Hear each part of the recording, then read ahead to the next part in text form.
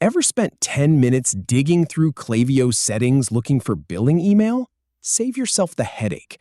I'll show you the 7-step path to update it in under a minute. I'll walk you through the exact clicks. Start in your profile, then settings, billing, and preferences, then type your new email and hit update.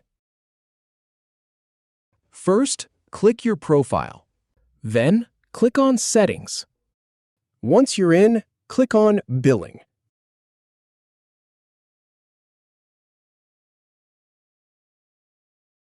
Next, click on Preferences. Now look for billing email on this page.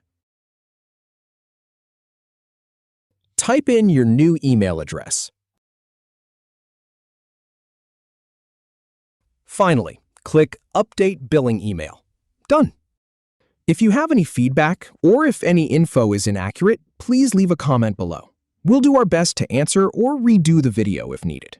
Thanks for watching.